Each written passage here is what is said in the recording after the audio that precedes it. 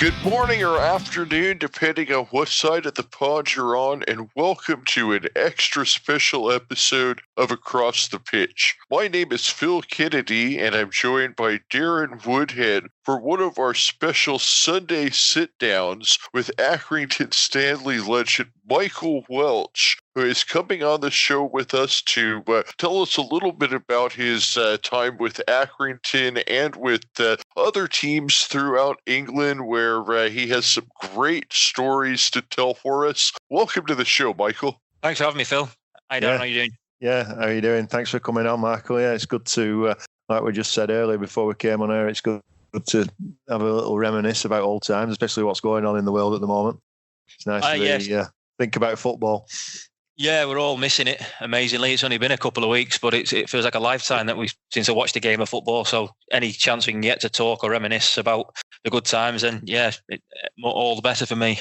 It's unbelievable, really, how much football is, a part of everyone's life, isn't it? Even, not just going to matches and just keep an eye on results and Champions Leagues and kids football and everything, isn't it, really? It's unbelievable. Well, yeah, it is. If you think it's been first and foremost in most people's life since they were children. So I can't remember when I would have been about 4 or 5. And ever since then, it's been pretty much the major part of my life running right the way through. And that's the same for everybody. So the moment it stops and it's taken away, it leaves a bit of a void. Yeah, so that's a good way to start, really. So from your early career, I noticed that you spent some time at Barnsley as your first professional club. Is that correct?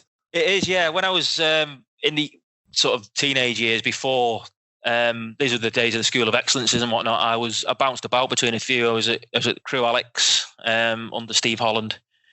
Had a bit of time at Tranmere, and then back at Crewe with never really sort of settling down or finding my place anywhere. And I actually left school and started college in Crewe at South Cheshire. And it was just the off chance. My dad was involved in football many moons ago with Winsford United. Pretty much when it was their heyday, they would have been what would be the equivalent of the Conference North now. It was Unibond Prem. Yeah, I remember they were big players back in the day, weren't they? Winsford, they had some big, in Northwest, yeah. Yeah, they had some good couple of years where they were pushing for basically to get into the conference, and it was they were vying with a very good Southport side. Early 90s, this would have been, and I would have been 8, 9, 10, 11, give or take, around about that time. And my dad used to take me home and away, up and down the north of England to watch them play. And the one season they had a very, very good year. They won a cup at Main Road that we went to. They came second in the league behind Southport, and the only thing that stopped them going up was the ground at the time. And that side consisted of some good players. It was managed by a fellow called Mike McKenzie from Manchester, who went on to manage Witton, and he also managed Hyde United. And they had 3 or 4 players that went on to have really distinguished careers. There was a chap called John Whitney, who's from Winsford like myself. He played for Huddersfield and Hull. And then he was the physiotherapist at Walsall and became manager at Walsall for a while. Like Wayne Collins, who went to Crewe Alex, then to Sheffield Wednesday, and then on to Fulham. And then Darren Sheridan, whose brother you'll probably remember, John Sheridan, played for Sheffield Wednesday and Leeds and whatnot. Well, Darren, I remember both of them, yeah. Yeah, Darren left Winsford straight to Barnsley. And at the time, my dad's role at Winsford United was chief executive stroke general manager. So he basically did the transfer dealings for the lads going in and out. Obviously kept contact with them. And Shez went to Barnsley, and I'd been there. He must have been there 18 months, nearly 2 years. And he rang me dad up like he did, and he was chatting away, and he was asking what I was doing. And he said, they're after a centre half up here for the academy. Would he be interested? So obviously I would. It was. I think it was about a Thursday afternoon. So in the car we went. My dad drove me up. I wasn't driving then. He dropped me off on the Thursday afternoon. I stayed over in Diggs with the goalkeeper coach. Trained on the Friday. Stayed over again, and we played Tottenham Hotspur on the Saturday morning in a youth team game. And I played in the game and come away. And then that was it. Then I got a phone call on the Monday asking me to come back over. We drove back over on the Monday. Had a conversation, and they asked me to sign there, and then that was it, straight into their academy. So from the Thursday to the Monday, I'd gone from being at college, not really know what I was going to do, to moving lock, stock and barrel up to Barnsley into Diggs and signing for the academy up there on a 3-year deal. So a bit of a tough little character, wasn't he? Darren Sheridan. Oh yeah, hard as nails he was. Yeah, I Hard as remember nails. him. Yeah. Never got the credit he deserved. He was a great footballer, fantastic footballer, great left foot. But yeah, he was a horrible hard. Mix it a bit, couldn't it? Oh, couldn't he just? Yeah. And he was part of the Barnsley side, the famous team that got into the Premier League that year. So he went from the Championship up to the Premier League, and then they came back down. And my first year there, come back down, and we were in the Championship and got to the playoff final in the Championship. Sorry, my second year there. Sorry, got to the playoff finals in the Championship, and he was amongst it. There, he was a like I say, hard as nails and a bit of a character, but a good lad as well. Yeah. So did you get anywhere near the first team at Barnsley, or with a squad? Or no, not really. I think at one point they had 50 odd professionals. Wow. They'd gone into the Premier League with Danny Wilson, and they come back down. And then he left, and I think he went to Sheffield Wednesday, and John Henry came in, so he got a raft of players in that he wanted to sign, and then he quickly left, and Dave Bassett came in. I think I might be missing someone out, but there was a quick turnover, 3 or 4 managers in the space of a season, and everyone brought their own players in, and it quickly became a club with a lot of professionals there. And as that happened, the youth team and the young lads you had to be exceptional to get through or get a chance. I then got the worst job in football. I became the reserve team captain, which guaranteed me playing for the reserves every week. So I knew at that point that was it. I was playing for the reserves week in, week out, which was a good experience. It was back then. It was a competitive. There used to be like a reserve alliance league, and because Barnsley had been in the Premier League, they were in the Premier Reserve League. So played Bolton Wanderers, played at Ellen Road, played Liverpool, played Everton, played Man United, played all the big hitters and got to play against some really, really good players in and around the players coming back from injuries or been suspended or weren't getting game time. So you got, as a young lad, 17, 18, gained to get quite a lot of experience quite quickly playing against really established professionals. Yeah, it was a lot different then, wasn't it? Reserve team football instead of the academy stuff and under 21s and all this. Competitive football, wasn't it? It was, yeah. Saturdays really academy football. So Saturday mornings was under 17s, under 19s, as it stood back then. You had the Youth Cup, FA Youth Cup, which was under 18s. But then in the midweek on the Tuesday or Wednesday night, there was reserve team football. And you played on the first team pitch. And you played against, like you say, established pros. I always remember we played up at Ellen Road against Leeds United. There was best part of 10,000 there because the Leeds team had Kuehl, Alan Smith and Paul Robertson in goal. Danny Mills played. David Hopkin played. They had a pretty much, give or take, a first team squad out for whatever reason. We were a reserve team playing up there, and we got I think we got beat about 4-1 in the end, but it was some experience to play against these lads. And like you say, it was competitive football because there were lads who were pushing to get back in first team or vying for contention to first team and had to gain the fitness from somewhere or match fitness from somewhere. So they were playing in it, and there was none of this under 23s. You were 17 years old and you were playing against experienced players. So you had to think on your feet, and it was sink or swim in some respects, and it was a great experience, and I think one that's lost now on this generation. Now, after your time at Barnsley, you moved on to Macclesfield, where you were at for about 5 seasons. You made 114 appearances for them between 2001 and 2005. So that looks to be where your career really kind of got going with at Macclesfield. Tell us some about your time there. Yeah, it was towards the end of my time at Barnsley, like I alluded to. There was opportunities in the first team for young players, if you and far between. Dave Bassett at the time was pushing to get this club back into the Premier League, and there wasn't really a place for any of the young lads at the time. And we had some good young players at the academy. When I was there was John Parkin, who obviously went on to a great career. Lad called Rory Fallon, New Zealand international. Dave Mulligan, another New Zealand international, all went on to have established Football League careers, but never really got the chance in the first team.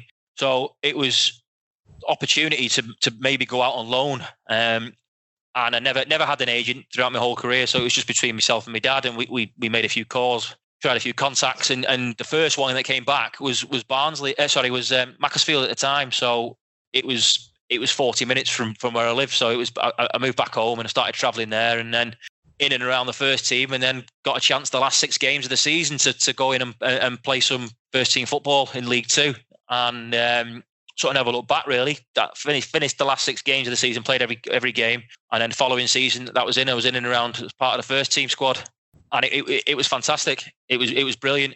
Fairly similar to Accrington, small club, small fan base, couple of thousand fans each week.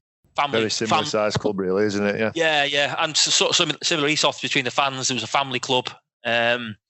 You were starting every week there, I see. You started 38 games 2003, 33 games in 2004, 31 games in 2005. So you were the fixture there in the backfield for those 3 years, it looked like. Pretty much, yeah. Again, we had a fair turnover of managers, 2 or 3 different managers at the time. And back then I was a little bit slimmer, a little bit fitter, so I'd play either anywhere across the back 4, and I actually played a couple of games in full back positions. Played quite a few games in the centre of midfield, and I was young and I just wanted to play football. So manager asked me to do a job somewhere, and I did it, possibly at the detriment to myself. If I said I wanted to carry on playing at centre half and stick to centre half, it might have been a bit. I might have done slightly better for myself on a personal level, but at the time, I was just happy to be getting game time and playing football. So wherever I could get a chance to play, I would do. So you think that maybe if you had focused on one position as opposed to just going out there wherever the manager put you, that maybe your career might have advanced better? And would that be advice that you would give to young players, as to maybe try to focus on whatever they feel their best position is? It's difficult, especially when you're younger. If I was in that same boat, sort of mid to late 20s, you may have had a discussion about, no, I'm best suited to play in this position or not. When you're young, you need as many minutes or as much game time as you possibly can, as much exposure as well. But you need to apply your trade. You need to learn. Adult men's football is all about competitive men's football, because the youth teams isn't the same by any stretch. It's nowhere near as competitive. It's sometimes a little bit robotic and false. You're rolling the ball out from the back and you're playing sideways passes, and you're trying to play this perfect game. Whereas when you get into League Two and it's the cut and thrust and blood and thunder, there's no comparison. So it's a difficult one to give it. Sorry, go on. Well, I was just going to say that it's the difference between playing with men and playing with kids. Oh, yeah, it's vast. It's chalk and cheese. So as a youngster, you need to play as much as you can. Now, like I say, I got moved from centre half, as I was playing 4 in the back, to playing as 3 in the back, to playing at full back, to playing in midfield. So I got plenty of games, but like I say, looking back, I wish I'd had a run of playing maybe a full season at centre half in one formation with one partner, and just to see if it made any difference. Looking back now, it may well have done, but I wouldn't change it, because I got a good grounding and I got a good education playing in different positions and learning different roles. So it's a catch-22 situation. I think it's difficult. Like I say, the older you get, the more experience you get, you have a better opinion or a better idea of what's best for you. But certainly in your younger days, it was just all about playing games. So yeah, I can imagine that. And then you, like I said, you were in Macclesfield through 2005, and then that's when you moved on to the place that we really want to talk about, which is our favorite team, Accrington Stanley. And you came to Accrington at a very pivotal time because the team was really knocking on the door of the Football League when you got there in 2005. It was, yeah. I mean, it was late in the day that I arrived. It was only maybe a week, 10 days, possibly before the season started. I'd left Macclesfield the previous year. We got to the playoffs, and then I was a little bit surprised I didn't get kept on, because I'd played quite a few games and we'd had one of the best seasons in the club's history. So come the summer, I hadn't really made plans. I was expecting a new contract up until a certain point, and then it was only the last couple of weeks of the season that I didn't play the last few games, and I thought, right, maybe I'm not going to be kept on. So I put the feelers out trying to get a club, and I trained with Chester, I trained with Stockport, and there was a bit of interest from Morecambe, but it was nothing ever got over the line, and the season was creeping up. So I needed to get sorted, and then it was just off the a friend of my dad's rang up and said, a fellow called Gil Prescott, who's a scout, and he said, Accrington, I think they'd signed Andy Tretton in the summer from Hereford. He'd injured his knee in pre-season. So they were a centre half short. He hardly ever played for us, didn't he? Yeah, he did. He retired. But yeah, he did. I got to know Tretch really well because we travelled in the car together. He's a great lad, and he was as good as that season was for everybody else. I think it was a really difficult season for him because it was at the end of that season. I think he retired from the game from the injury, which was a shame. But it was good fortune from myself because they were looking for a centre half. I went up on a Thursday and we played Wigan. Paul Jules Wigan at Accrington on a Thursday night game, and I played, and Coley and Jimmy said they'd speak to me and spoke to me the next day. I think it was. I think we met at the service station, and he just said, I think they knew my situation. I didn't have a club, and the season was a week away, and the club itself, I think they had the one hand time behind the back because obviously they tied money up in Tretts and this, that, and the other. So I don't think there was a great deal other than the 6-month deal they offered for me. And I was happy to take it because I needed to get back playing and have a club and a bit of stability. So I signed the deal 6 months, and he said, obviously, if you do well enough, there'll be another 6 months end of the season, and then we'll reassess for the following year. That was it. I was in, and within a week, the season was starting. So I didn't get much chance to get to know the lads up until the first or before the first game. Jumped in a car school with Steve Jagielka and Tretts, and we met David Brown. And we started travelling up and down the motorway together to get to training. And as the season progressed, we were joined by Andy Todd when he signed, and he joined us in the car. So we had 5 of us in the car. So, but yeah, up until that point, it was all a bit of a blur. Once I finally signed, and we got in, we had a couple of days training, and then we played the first game at home to Canvey Island. So yeah, it just went on from strength to strength, didn't it, that season? It did, yeah. Side, really, wasn't it? Some great players. Fantastic players. I mean, we seem to forget when we first started. We won the first few games, but didn't particularly play very well. Canvey at home, we didn't play very well, and we won. And then we played Altrincham on the Tuesday night after it, and I scored. I think it was last minute to win 1-0. But we hadn't played well at all, and we played Cambridge. I think it was the following Saturday, and they turned us over. And then Exeter turned us over the following week, and Exeter, I think, were top of the league at that point, and started really, really well.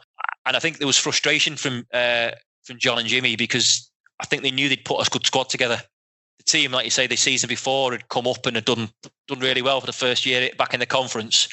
Without sort of relaying it to the lads, I think they had the inclination that we could have gone close. We were good enough to go close that year, and it took us a few weeks to get that belief, I think, because the camaraderie was there. There was a good team spirit from early doors. There were some great characters in the squad, and obviously everyone knows full of Scousers. And they were everyone bonded really, really well. But it took us a bit of time to get that belief. And I think it was.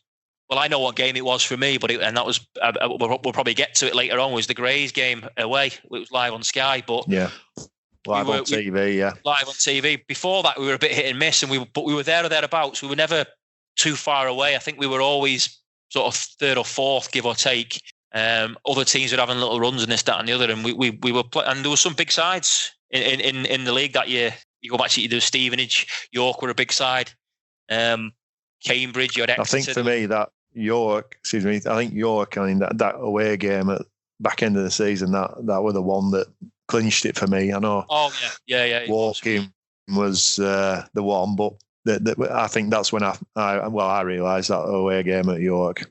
Yeah, the York away. It was Coley's halftime team talk about whatever we do, and we get carried out on our shield. I always stuck in my mind. We get carried out on our shield. We leave it all on the pitch type thing.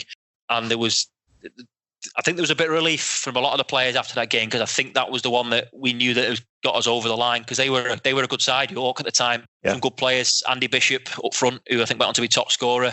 Clayton Donaldson was playing. Couple of good centre halves. Well, they were a really, really strong outfit.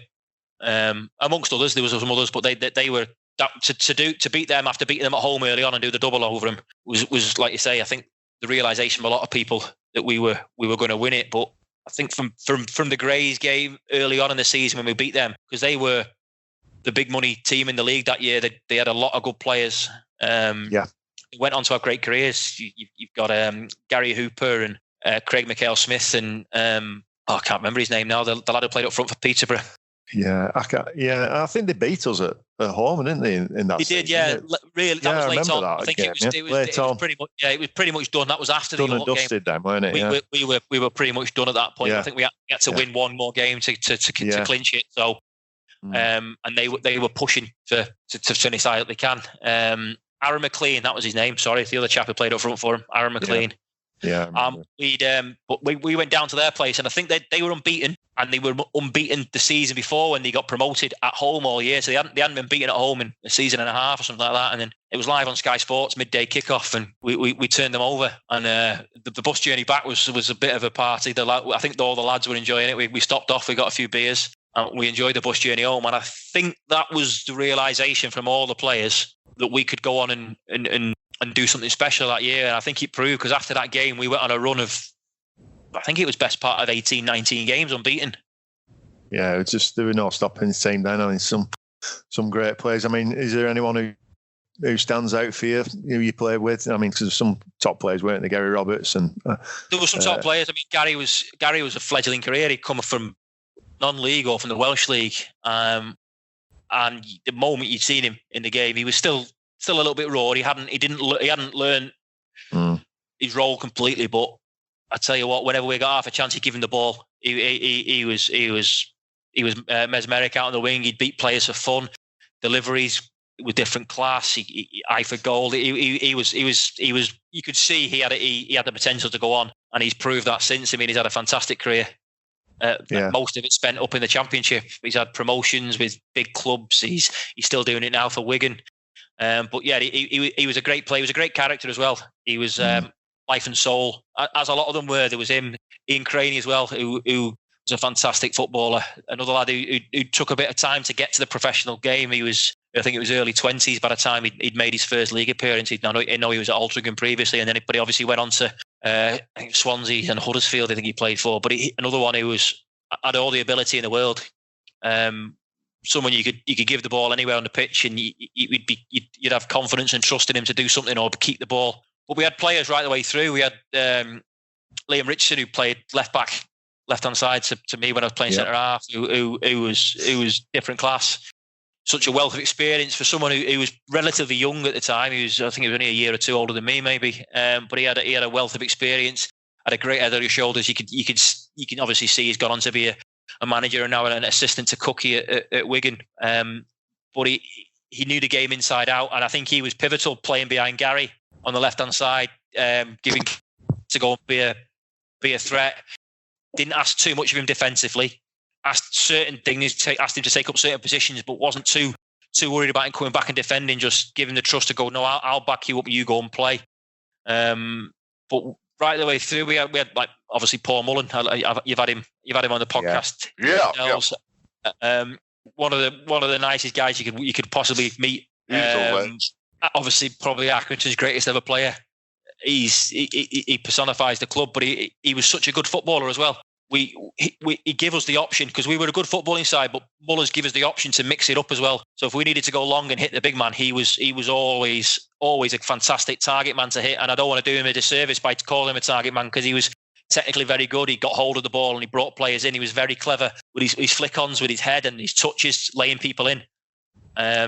People could feed off him, and there was no surprise that whoever played with him, be it Romy Bocco or David Brown or Andy Mangan, they always scored goals playing off the back of him. Yeah, I think the type of players like Paul and probably a lot of others in that team, they were like you said, they were late developers, weren't they? So there were players who were, in the mid and late 20s who were getting better, probably coming to the game, pro game a bit late, and they then started really kicking on.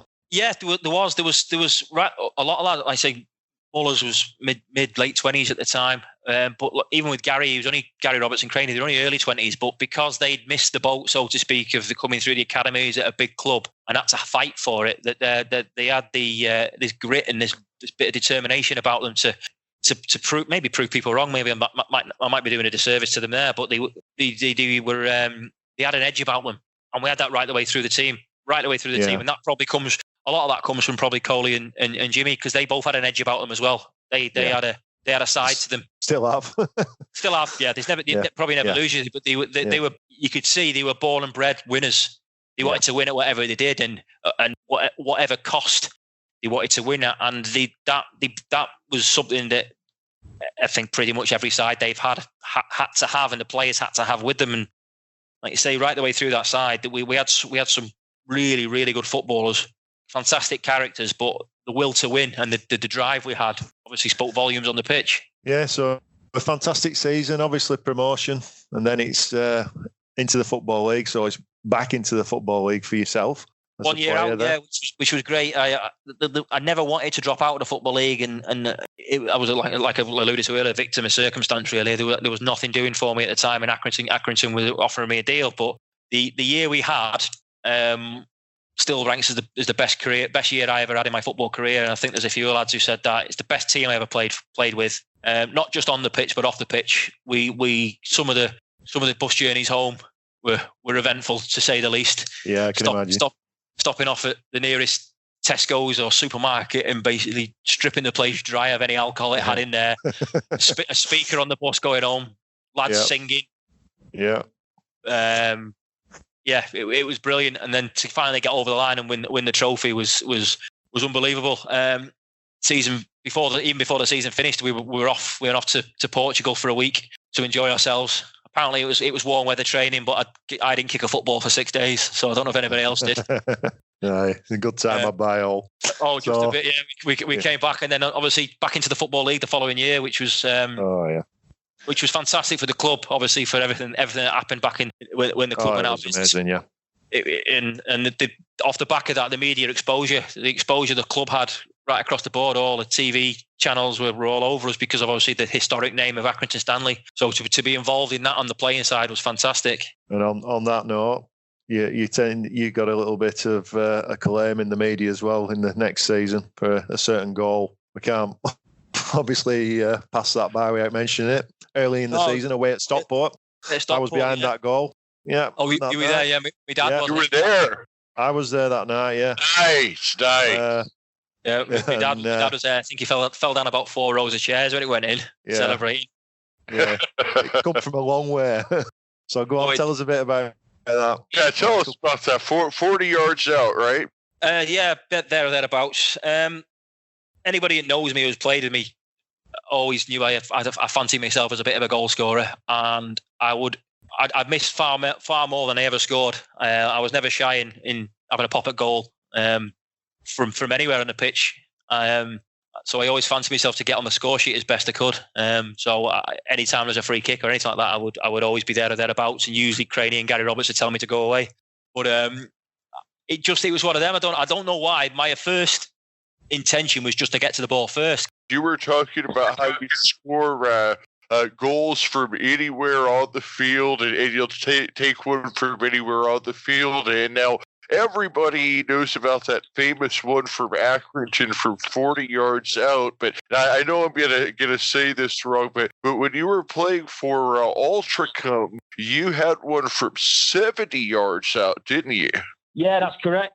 I tried it at Altrincham. We had a free kick landing in our half. I think their lad was offside. I tried a shot from my own half quite a few times throughout my career. A number of times at Macclesfield.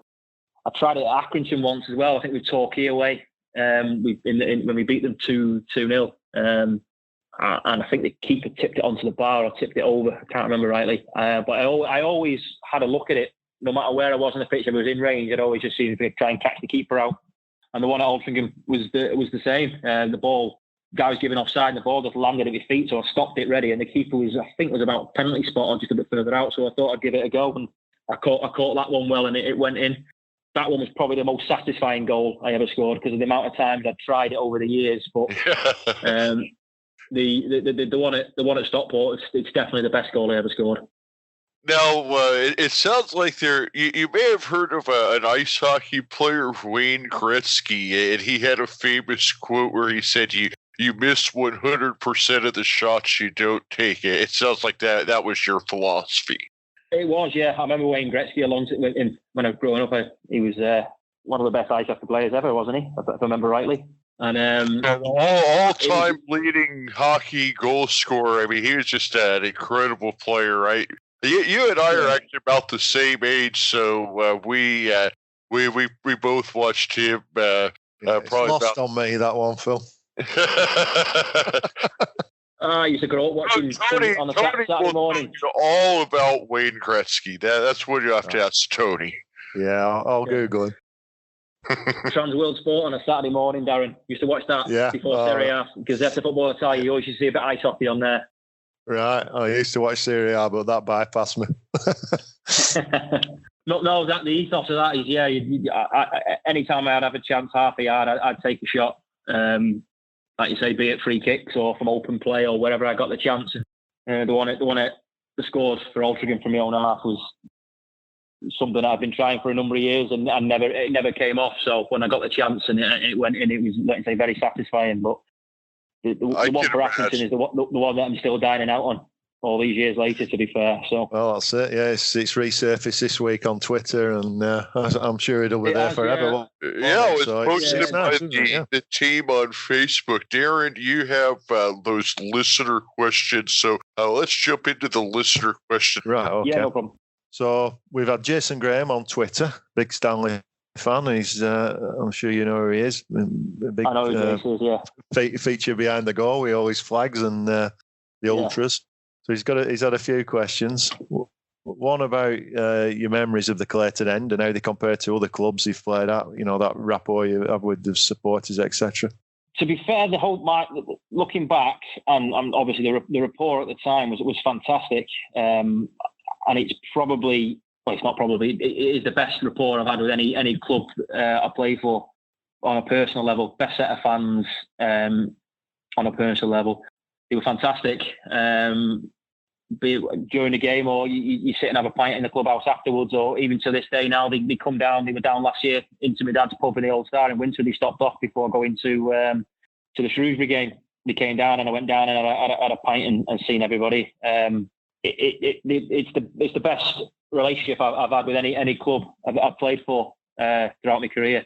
And that's no detriment to other clubs. I had good relationships with the fans at Macclesfield and Altrincham, especially, and Northwich. The fans at Accrington, we just seemed to click from the moment I was there. I think it obviously helped that we won the league that year, but it was such a good relationship, such a good set of fans.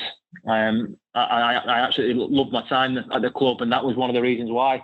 The Clayton End with all the flags and the banners and the ultras, it was fantastic. So we're talking about pubs.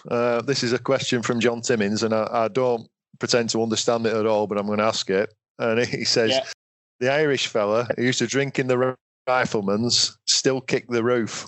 Now, do you understand that? Because I don't. I understand it. Right, go on. So, my dad had a pub called the Rifleman Inn in Winsford for about 15 years before he moved on to the one he's got now, the Old Star. When I played it, I think the Accrington bus came back a couple of times during the conference title season, and I think the following couple of years afterwards. So whenever they were playing a team in and around the area, down in Cheshire or the Northwest, they'd call in and he'd put bacon butties on for everybody, and everyone have a pint and this, that, and the other. And as most pubs are, there's a few characters knocking about, and there was a fella, Peter. He was actually from. He lived up in Carlisle way or up Whitechapel or somewhere along them lines. And his party trick was he used to be able to kick the top of the door frame. So he used to have to do like a scissor kick and jump up and kick the top of the door frame. So after a few drinks and whatnot, that had always used to come out. And obviously some of the Accrington fans have seen it. So I think he used to bet a pint with someone or this, that, and the other, and he'd prove it, and then he'd just kick the top of the door frame, whatever it was, 8 foot up in the air. It makes sense now. It makes sense now. So yeah. So another one from Jason. He was saying about the best centre half partnership that you've had in your career. In my career, I played with some really good players. Obviously played with Robbie Williams for a number of games at Accrington and Phil Edwards. Phil flitted between centre half or fullback, and Phil was a very good player to play alongside. I'd have to say I played another former Stanley player. I don't think he was up there that long, but Mark Roberts. We played together for about a year, spread over 2 seasons at Northwich Victoria. He was a fantastic lad to play alongside. Difficult to pinpoint one because there was always different players with different attributes. So when me and Robbo played together, we were both physically strong and attacked the ball well. And were both good on the ball, but when I played alongside, for instance, Phil and Robbie Williams, they were both quick across the ground and they swept up really well. So it was left to me to attack the ball, and they'd cover up and sweep up behind me. So probably the best, I'd probably back four in keeper would be the ones at Accrington, rather than pinpointing down to a centre half. It was me and Robbie Williams playing centre half. We had Phil Edwards right back, Liam Richardson left back, and then Rob Elliott in goal. It was a pretty formidable back four and keeper. And I think once we got in as a back four in keeper, sort of midway through the season, or not even midway through the season, it's sort of October time, I don't think we looked back from that point onwards. We were a solid unit that allowed the rest of the team to go and play. But Phil and Liam both joined in as well, and we were an attacking threat, and we always scored goals. But that back four and goalkeeper as a unit, I think would be hard to beat with anyone I played with, really. Yeah, that's good. So when we come to your end of your career, I know you went to Altrincham and Northwich Victoria as well, and then we'll just touch on the fact that you went into coaching, into management, didn't you, in the Cheshire League? Is it with Middlewich? Middlewich Town, yeah. Yeah. I finished when I was 30/31, coming off 30, but give or take. And I'd quite been early, struggling. isn't it? Really, yeah. Well, I struggled. I'd picked up an ankle injury when I was at Accrington at Wrexham on New Year's Day. We were in the Football League, and I was out for a few weeks of that. And then ever since that, I always had to strap it up, and I always every season had issues with it. And then when I was at Vic's, it flared up again. And then I left Northwich on the back of the club went into administration. They weren't paying players and this, that, and the other. And I got a bit of a lifeline from Altrincham just to go and play some games. And I was there, and it was, I think we were playing Crawley, and I went over on it again. And the physio, a fellow called Sean Riley, he was fantastic. He'd had a wealth of experience in the game. He's been at the highest level. He said, "There's definitely something not right with your ankle." So I went in to see a surgeon, and basically had ruptured 5 of the 6 ligaments in the ankle. So 3 on the outside, 3 on the inside, or something along them lines. Basically, I'd ruptured nearly all the ligaments in the ankle, and the last one was hanging on by a thread. So I needed needed a reconstructive surgery on it. I had that done in the summer, and then never really recovered from it. I tried to come back with Altrincham not the following season, the season after. Basically missed the season. Tried to come back and play, and it was never right. And I think I got to about the January time, and I knew in my heart of hearts it wasn't right. So we'd played a game at Rushden and Diamonds away, and I'd played and I'd struggled.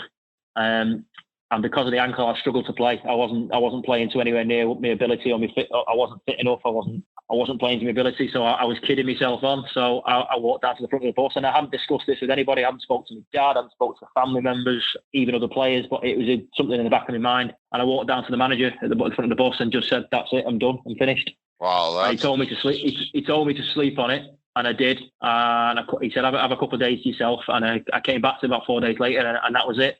And from that moment then, I don't think I went to a game of football for about 3.5 years. I didn't kick the ball, I didn't go to a game.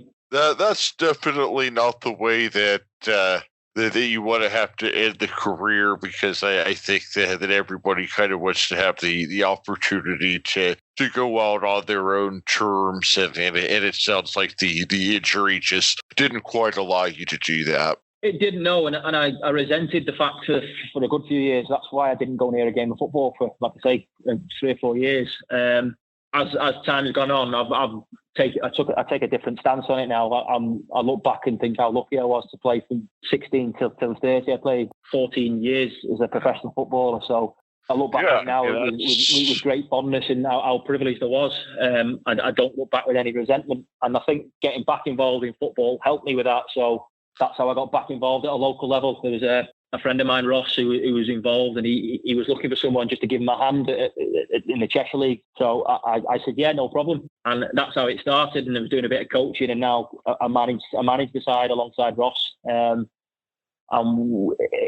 Initially it was just to get me back involved. And since I've been doing that, I've got the bug back for it, so to speak. So I applied and I was accepted to do my UEFA B badge this summer in May at St George's Park. The FA and the PFA, I applied for it, and they accepted my place, which was fantastic. But obviously, with the coronavirus now, it's being postponed, so I'm not quite sure what's happening with that. It's up in the air at the moment, so I'm just waiting for to see how they're gonna approach it, if it's going to be suspended till next summer or whatnot. So it's a bit of a stumbling block, but I'm thankful for everything is kind of just put on hold right now, and it's really just it's everybody we talk to is the common theme is just the unknown, but that's a lot of heavy stuff that we're talking about there, but we are running a little bit short on time, and there's a part that we have made a regular segment in our Accrington interviews, and this part is a little bit more fun. And this was something that Tony Robinson, who usually jumps on the interviews with active players, he came up with it. And now I'm going to bring it over to our Legends interviews as well. It's called our rapid fire round, and we're going to cue up the sound effect that I've made for this. So with our rapid fire round, we start off with some questions that are very, very serious in Northern England. And then we ask some that are North American based, and they're just kind of yes or no, true or false, quick, fun questions. Darren, did you want to take the Northern England questions, or how did you want to do this? No, you crack on. You want me to do them all? Yeah. Oh, okay. I've just got one at the end. I've got the one at the end. You go for them, and I've got one to add on. Okay, so the first one is: are you a Beatles or a Rolling Stones guy? I'm a Beatles fan. Beatles, okay. And then mushy peas or garden peas? Mushy peas. Red sauce or brown sauce on your bacon buddy? Brown sauce. Okay, and then this one is actually from Sean McConville. It's natural grass or AstroTurf? Oh, natural grass. Yeah, that's about 100% on that one. And Mark Hughes gave us a new one. It's red or white wine?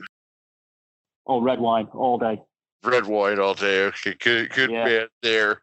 And then so we asked about the Beatles or the Rolling Stones. And then for guys that are our age, we have Oasis or Blur. Oasis. Oasis right. Is my generation. I grew up on Oasis, so. Me too.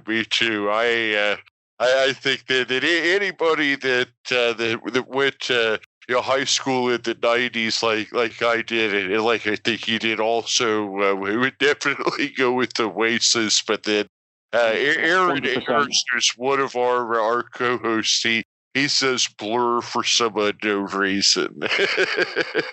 Not a clue why anyone would pick them. And then Tony Robinson, who is one of our other co-hosts, he's originally from Accrington, and he now lives in Canada, and he has a food dish in Canada that he thinks would be popular in Lancashire, which is called poutine, which is chips, gravy, and cheese curds. Is this something you would like to eat?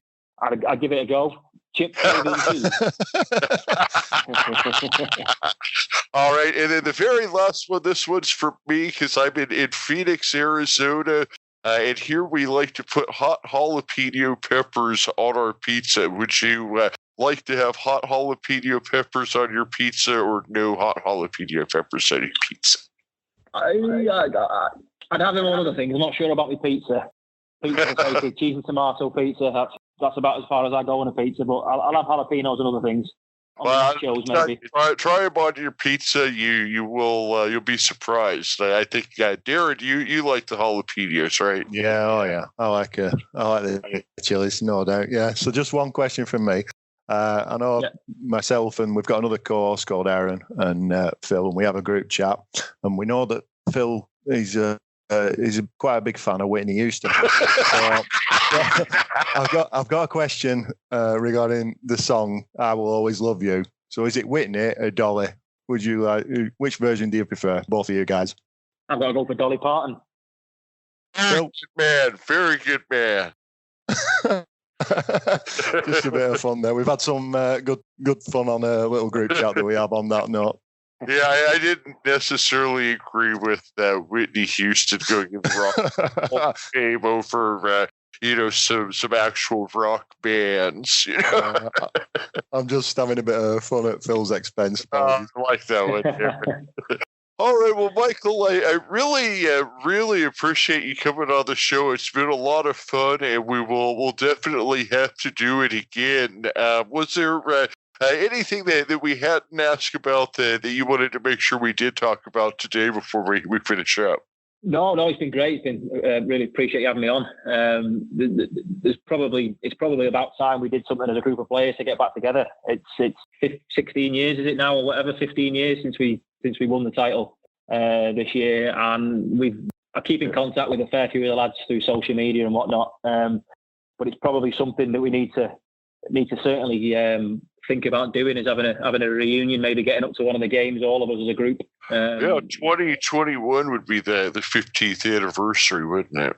So next season. So yeah, maybe we can start thinking about organising something like that and getting the fans involved with it, because it's been too long since we've all got together for such a momentous season, and one that lives long in the memory. It would be good to see everybody again and get everyone's face up at the ground and see all the lads again. It's something I think is worth organising. So maybe that's something we can start looking at doing maybe over the next 6 to 8 months, ready for next season. So yeah, that sounds like a good plan. You can I'll buy you a pint, and you can have your picture next to the across the pitch sign and the fan zone FL. Yeah, that's fine. I'll hold you to that then, Darren. No problem. Yeah. No, thanks for coming on, Michael. Appreciate it. It's been a good chat. Appreciate it, fellas. Thanks very much. Thank you. And on Stanley on.